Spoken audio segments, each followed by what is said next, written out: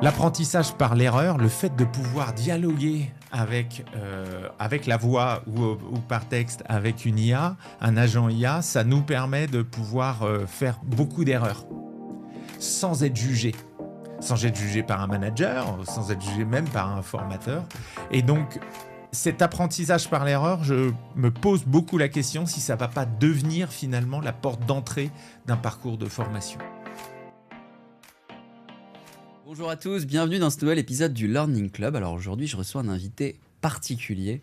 Pourquoi ? Parce que c'est mon associé et le président d'Edflex, Philippe Riveron. Salut Philippe. Salut Clément, je suis ravi d'être là.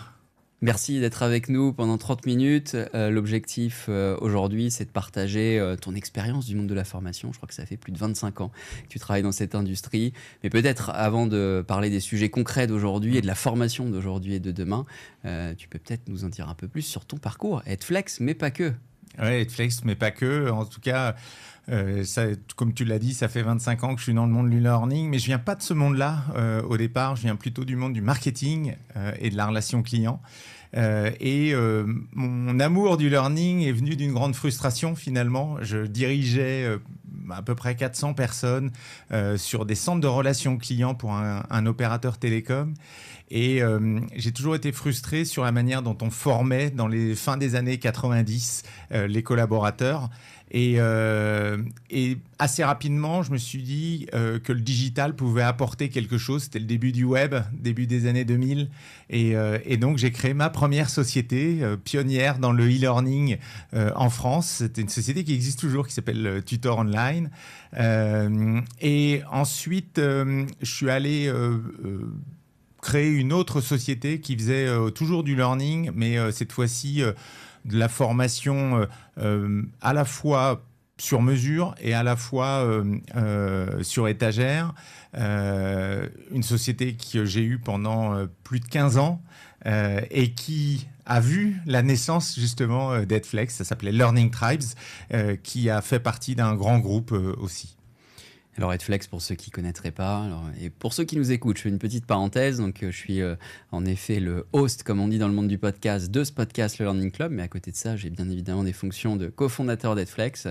Donc peut-être pour ceux qui nous découvriraient aujourd'hui, Philippe, si tu veux nous en dire deux mots sur Edflex. Alors, le pitch, il est assez simple. Obsolescence des compétences, c'est devenu un enjeu majeur pour toutes les grandes entreprises, et même les moyennes et les petites. Aujourd'hui, pour former, on pense qu'il faut mettre à disposition des contenus qui soient très diversifiés. Et notre idée, ton idée de départ était de pouvoir offrir un catalogue de contenus qui s'adapte à chaque type d'apprenant et à chaque besoin finalement. Donc c'est une sorte de Spotify de la formation qui a un seul endroit, une seule intégration dans les outils du quotidien, un seul interlocuteur pour être une extension du service formation. Bref, Edflex aujourd'hui met à disposition les meilleures ressources pour se former. Vidéo, podcast, articles, mais évidemment tout ce qui va être autour des nouvelles modalités, entre autres avec des agents IA. Parfait, merci pour ce magnifique pitch. Et on est aujourd'hui pas là pour parler d'Edflex, mais pour parler des tendances du monde de la formation. Tu prends souvent la parole, Philippe, sur des conférences chez des clients grands comptes, mais en général sur LinkedIn, pour ceux qui te suivent pas encore, je vous propose d'aller suivre Philippe qui est très présent sur ce réseau social. Ce que j'ai voulu à travers ce hors-série, c'est prendre 20-25 minutes pour comprendre vraiment l'écosystème, là où on en est. Parce qu'aujourd'hui, quand on est responsable formation, et je pense que vous le dites en nous écoutant, c'est de plus en plus compliqué de savoir entre le LMS, le LXP, les roleplays, les outils d'IA, les catalogues de contenu, comment on construit un bon écosystème de formation. La première question que j'ai pour toi, du coup, Philippe, c'est quoi les grandes tendances du moment, là, en 2026 ? Alors, je pense que 2026 et 2025-2026, c'était un tournant, c'est une accélération technologique. Évidemment, l'arrivée de l'IA y est pour beaucoup, mais c'est aussi une transformation des métiers qui vont se recomposer finalement au travers des nouveaux outils qui sont mis à disposition. Et puis, c'est une obsolescence des compétences. On est passé d'une économie du diplôme, un diplôme qui pouvait nous permettre de vivre 30 ans de carrière professionnelle, à une économie de la compétence Et cette compétence, elle est de plus en plus courte.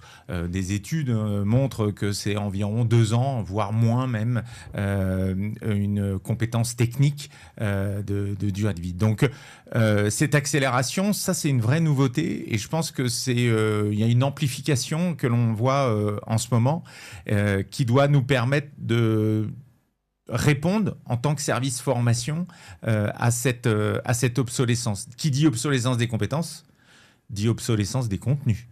Donc ça veut dire qu'un contenu de formation qui mettait du temps à se créer parce qu'on prenait un brief, parce qu'ensuite on faisait une ingénierie pédagogique pendant un certain temps, des allers-retours, et ensuite on le mettait à disposition, ça pouvait prendre plusieurs semaines, voire, et je l'ai connu, plusieurs mois.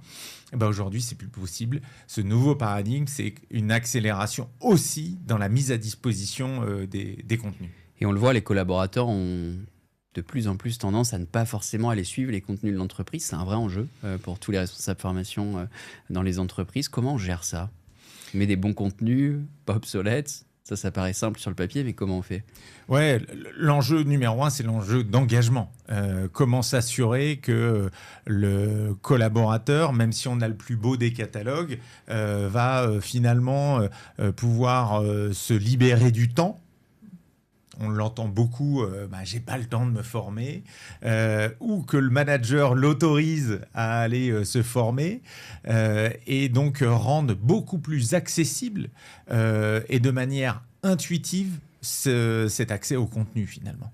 Et qu'est-ce qui a évolué entre les années fin des années 90 et début des années 2020 ? Alors on est bientôt fin des années 2020. Mais voilà, qu'est-ce que tu as pu voir comme transformation entre le début du e-learning que tu as connu et aujourd'hui où on a peut-être trop de contenu ? Ouais, il y a déjà des choses qui ne changent pas. Je pense que la manière dont les collaborateurs, les employés apprennent, ça n'a pas évolué. Finalement, on a mis en place plein de méthodologies. Je pense à la FEST pour des formations en situation de travail ou ce genre de choses. Ça continue. Et c'est la bonne nouvelle. Moi, j'étais et je suis toujours un fervent défenseur de ce qu'on appelle le blended learning. Donc, mélanger les méthodes pédagogiques pour s'assurer qu'à la fin, la personne est non seulement compris, la méthodo, le produit, etc., mais surtout les capacités de mettre en application derrière. Donc ça n'a pas changé. Ce qui a changé, je pense, aujourd'hui, en tout cas quand je discute avec des directeurs formation, c'est que l'aspect top-down, où tu dois suivre ça et c'est comme ça que tu dois le faire, aujourd'hui est complètement bousculé. Un collaborateur, avant l'arrivée de l'IA et de ChatGPT, le premier réflexe pour se former, c'était Google. Ou YouTube, peut-être. Ou YouTube, effectivement. Donc, en gros, t'es un browser web, etc. Aujourd'hui, le premier réflexe, pour certains, et c'est pas encore pour tout le monde, c'est évidemment l'accès aux IA conversationnelles pour pouvoir se former. Donc, ça veut dire qu'il faut être dans les outils du quotidien. Moi, je dis toujours, un commercial, un responsable service client qui travaille tous les jours sur un CRM, eh bien, c'est là où doit se trouver la formation. Et donc, c'est raccourcir finalement l'accès au contenu de formation et l'accès au savoir en diminuant une chose, le nombre de clics. Et alors justement, pour diminuer le nombre de clics, il faut avoir une belle suite d'outils ou peut-être un seul outil. Ce sera une question. On a beaucoup parlé avec Engie récemment, Olivier Noury que je salue, qui nous disait l'outil magique n'existe pas ou n'existe plus. C'est une vraie question. Selon les entreprises, soit on a acheté plein d'outils qu'on connecte bien, soit on a un seul outil qui fait tout. Et je vais te citer quelques acronymes pour qu'on comprenne bien la complexité du monde du learning. LMS, LXP, TMS, Talent Platform, SIRH.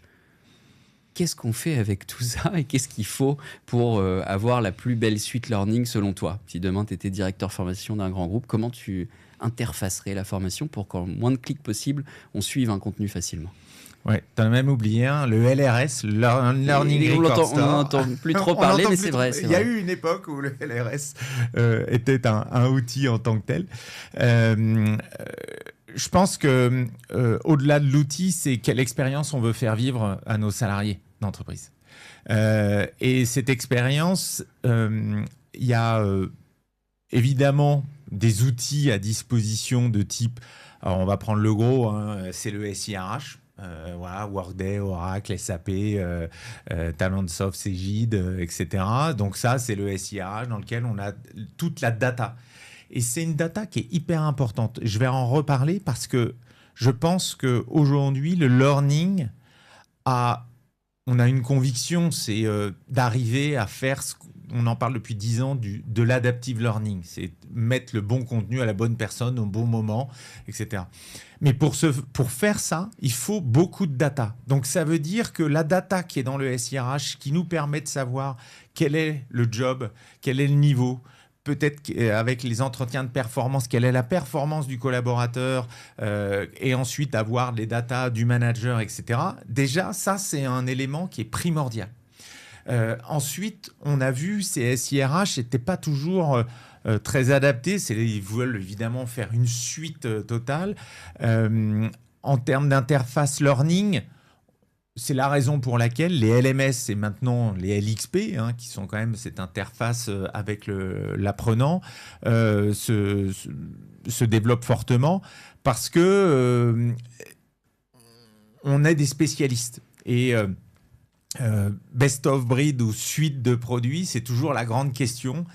Évidemment, si on discute avec le SIRH, le directeur informatique, il va aller plutôt vers la suite, l'outil unique, ce qui permet d'avoir une garantie sur la cybersécurité, une intégration facilitée. L'exemple de Workday qui du coup a développé un store sur lequel des prestataires sont présents pour faciliter la vie des DSI et des grands groupes. Exactement, dont Edflex d'ailleurs, qui est présent dans le... Donc ça, c'est une chose. Maintenant, quand on veut faire vivre des expériences, et c'est pour ça que je reviens toujours là-dessus, quelle est l'expérience que l'on veut faire vivre aux collaborateurs? Eh bien, on a besoin d'autres outils. Les LMS et LXP font partie de ces outils où on va pouvoir mixer des méthodes pédagogiques, on va pouvoir, en mettant du présentiel, du distanciel, etc., où on va pouvoir créer des contenus internes à l'entreprise et le mixer avec des contenus sur étagère. Bref, commencer à créer quelque chose qui soit pertinent. Donc, la solution idéale, elle est très dépendante finalement des organisations aussi où on se situe. Et je dirais qu'il y a un troisième outil finalement qui est aussi intéressant, c'est l'outil du quotidien. Je parlais du CRM tout à l'heure, mais ça peut être d'autres outils, des ERP, etc., où le collaborateur travaille tous les jours dessus. Et finalement, c'est peut-être là qu'il faut lui envoyer. Je vais en citer un dernier, Microsoft Teams. Bah oui, Microsoft Teams aujourd'hui est un outil du quotidien pour échanger, créer, travailler en projet, etc. Finalement, c'est peut-être là qu'il faut aussi envoyer. Donc, la cartographie est très importante et de se dire, je dispose de quoi, moi, en tant que directeur formation, et comment j'utilise ça pour pouvoir répondre à mon objectif de développement des compétences, mise en application et finalement développement de la performance individuelle et collective. Et tout ça, en quelque sorte, c'est le contenant. Maintenant, qu'est-ce qu'on y met en termes de contenu, que ce soit sur mesure ou sur étagère? C'est quoi tes convictions sur le sujet? Les choses ont évolué. On va se dire les choses sur le digital learning. Il est toujours beaucoup porté par des contenus de compliance. Pas les plus sexy, des fois en termes de format, mais aussi pas les plus sexy en termes de contenu. Ça veut dire qu'on voit bien qu'il il faut passer à autre chose. Former sur des soft skills, du management, voire sur des outils. Qu'est-ce qu'on demande de plus en plus? C'est de la mise en pratique. Donc, on a, à mon sens, 4 éléments qui vont être constitutifs d'une bonne offre de contenu de formation. 1, il faut savoir s'évaluer, d'où je pars. Chez Edflex, on a mis en place d'ailleurs les assessments boostés à de l'IA qui permettent d'avoir un assessment adaptif. Oui, si j'y connais rien, 3 questions ou 4 questions vont suffire. En revanche, si je suis un expert, il faut peut-être beaucoup plus de questions pour pouvoir comprendre quel est mon niveau réel. Donc, où je me situe. Ensuite, comment je vais apprendre une méthode, un produit, etc. Donc l'apprentissage en lui-même avec différents types de formats. On le voit, l'e-learning a toujours est pratique, scalable, on va dire. Mais il y a d'autres formats qui sont aujourd'hui disponibles. Ça peut être des mini-séries, des web-séries par exemple, très immersives. Et puis, la mise en pratique. La mise en pratique, moi, j'ai toujours été frustré, si on reprend la taxonomie de Bloom avec les 6 niveaux.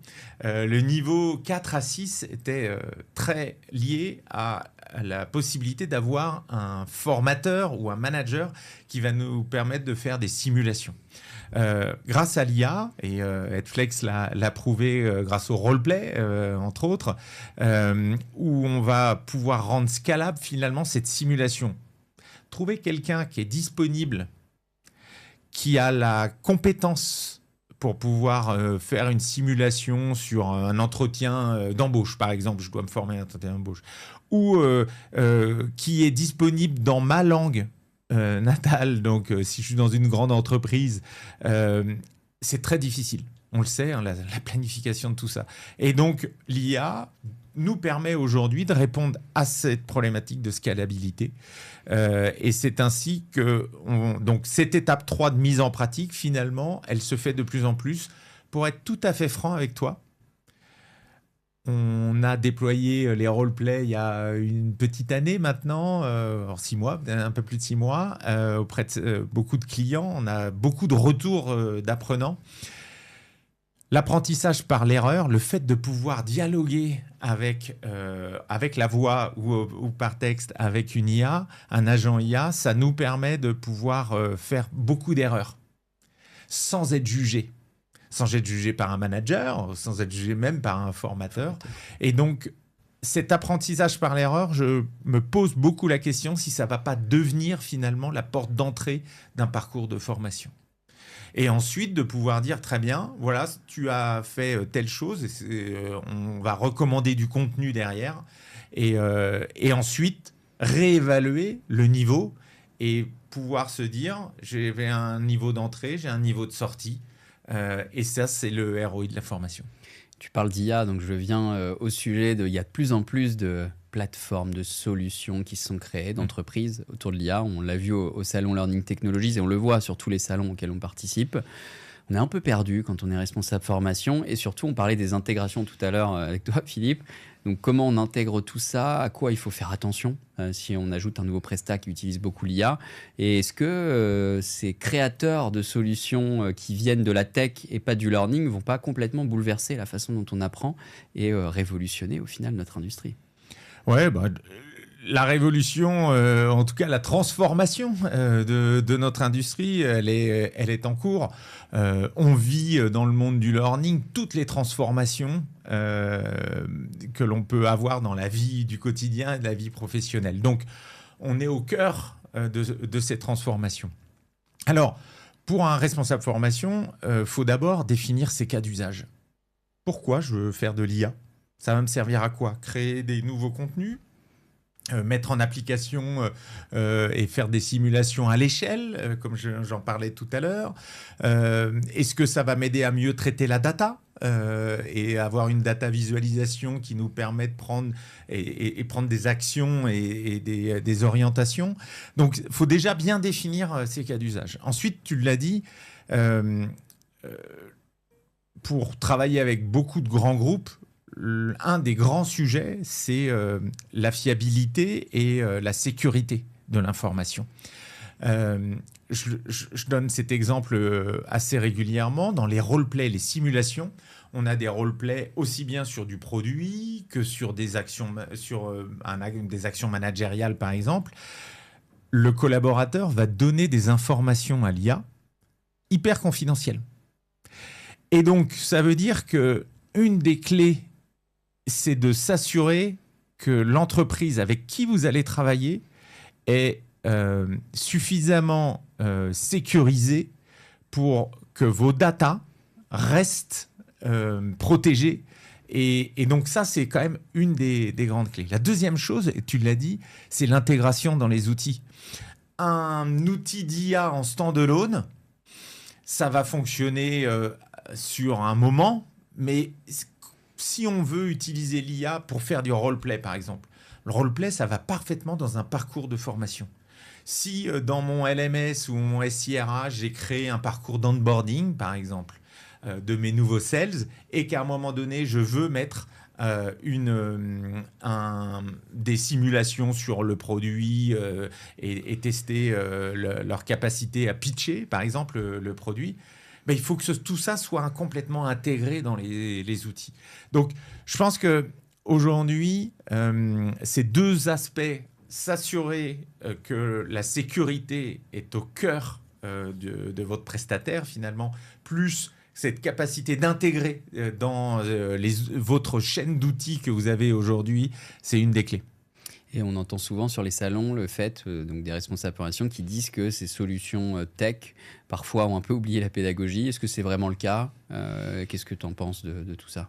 Oui, il y a souvent un débat. Est-ce que finalement, on doit laisser toujours les pédagogues avoir avoir les pédagogues qui sont au cœur du système. Je crois que oui, il faut garder cette intention pédagogique. Quelle est mon intention pédagogique ? Pourquoi je crée un contenu ?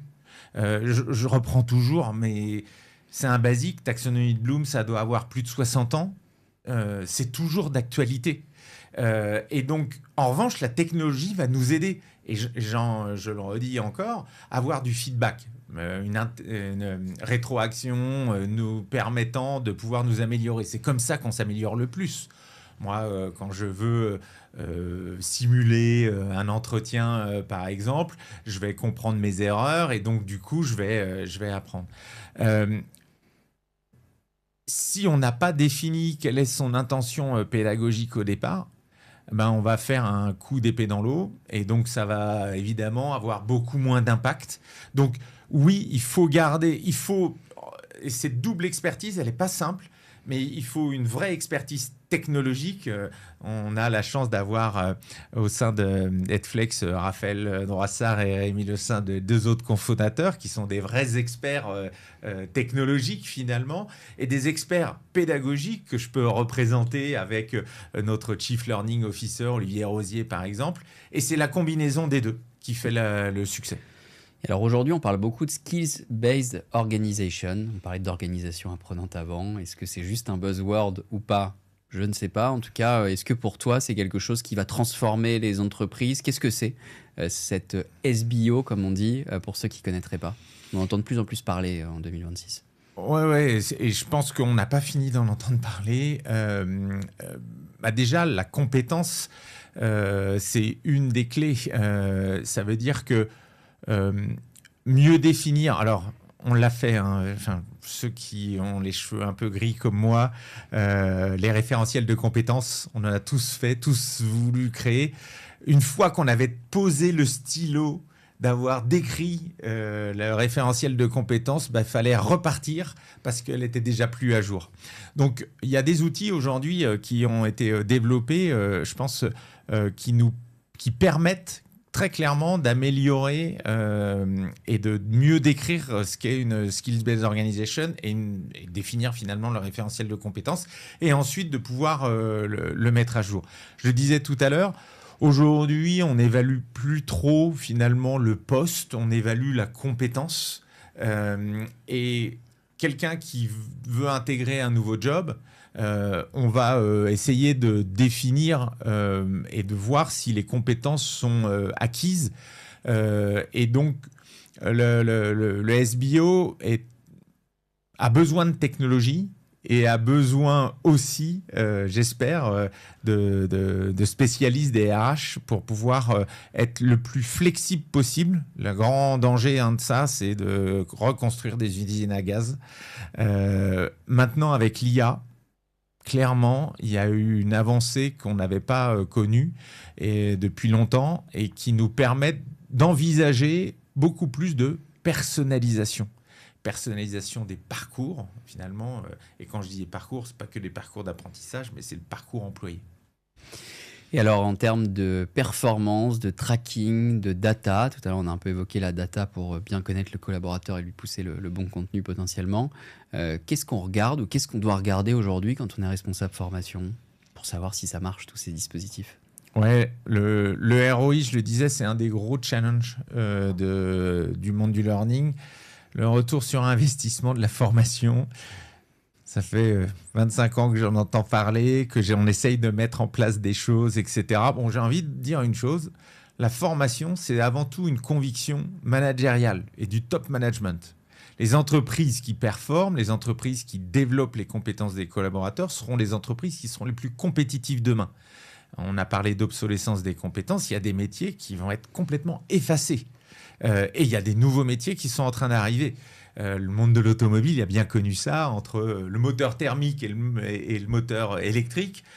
S'il avait fallu licencier l'ensemble des collaborateurs pour essayer de trouver les personnes avec des nouvelles compétences, ça n'aurait pas marché. Et donc, il a fallu développer les collaborateurs. Donc, moi, le ROI de la formation, évidemment, je pense que tous les outils d'assessment nous aident quand même à évaluer savoir d'où on part, où on arrive, mettre en place la bonne méthode pour évaluer. Et puis, derrière ça, c'est la mise en application. Et c'est là où les services formation ont toujours été un peu frustrés, c'est parce qu'on n'avait pas toujours cette data à disposition. Et donc, je pense à certaines entreprises clientes d'Edflex qui utilisent Edflex avec l'ensemble des datas qu'on peut avoir nous et qui mettent ça dans Power BI. Power BI, c'est quoi? C'est un data store dans lequel on va pouvoir justement coupler des datas qui viennent du monde des RH, qui viennent peut-être aussi de la production. Est-ce que je suis compétent sur mon travail, performant sur mon travail? Et c'est toutes ces datas-là qui vont nous permettre de voir les actions et donc l'impact des actions de formation. Donc, ROI, c'est essentiel pour la survie de la fonction formation, démontrer que l'on a une vraie valeur dans l'entreprise. Il faut s'outiller pour pouvoir le faire. Ce que j'allais dire, on a plein d'outils, on a plein de contenus, on a plein d'idées, on a plein de compétences. Est-ce que c'est pas le plus grand défi de demain, le ROI, de savoir comment justement tout ça est bon en termes de performance et aide vraiment les collaborateurs, parce que c'est le collaborateur au final qu'on veut développer. Ouais. Alors, le ROI, il va se mesurer de différentes manières. Évidemment, c'est la performance individuelle et collective, donc la performance de l'entreprise. Est-ce qu'elle prend des parts de marché sur les autres? Est-ce qu'elle se développe plus rapidement que les autres? Et c'est aussi, je dis souvent, la formation, surtout avec les nouvelles générations qui arrivent sur le marché du travail, c'est un outil de talent acquisition, c'est-à-dire d'aller chercher les meilleurs. Si vous offrez des perspectives d'évolution et donc vous donnez des outils pour se former, c'est le meilleur moyen pour attirer les meilleurs. C'est les gens qui ont envie de passer des différentes étapes et donc qui ont besoin et qui veulent se former. Donc, le ROI peut se mesurer d'un point de vue financier, mais aussi d'un point de vue humain, en accueillant, en attirant les meilleurs et en les conservant dans l'entreprise, en les faisant se développer. C'était une très belle conclusion. Merci Philippe pour cette demi-heure ensemble. La dernière question que j'ai l'habitude de poser à mes invités, donc je te la pose aussi. Qui est-ce que tu nous recommanderais d'inviter dans le Learning Club pour un futur épisode? Quelqu'un que tu as rencontré dans tes 25 ans de carrière ou récemment, ou que tu suis, que tu voudrais voir venir ici à ta place? C'est une question piège parce que j'en ai beaucoup que je pourrais citer. Beaucoup que tu as déjà reçus. Franchement, je te félicite. Il y a énormément de personnes. J'ai quelqu'un en tête qui est pas learning pur, mais qui est formation. C'est Jean-Claude Legrand, DRH du groupe L'Oréal. J'ai eu la chance de rencontrer il n'y a pas si longtemps que ça, et qui justement a compris que les RH, c'est non seulement des programmes, c'est donner beaucoup de moyens aux collaborateurs pour se développer, et c'est aussi animer. Et un des sujets que l'on retrouve, en tout cas un des challenges de la fonction RH et learning, c'est animer nos communautés. Et lui, il anime bien sa communauté interne et externe. Vous pouvez le retrouver sur LinkedIn en particulier. Donc, j'espère qu'il sera... L'invitation est lancée à Jean-Claude Legrand. On avait reçu Nicolas Potier il y a maintenant 2 ans, donc ce sera une possibilité pour L'Oréal de venir nous dire tout ce qui s'est passé en 2 ans et quel est l'avenir pour le groupe L'Oréal. Merci Philippe en tout cas d'avoir été avec nous pendant ces 30 minutes. Merci à tous de nous avoir écoutés pour cet épisode hors série du Learning Club et à très vite. Merci Philippe. Merci Clément.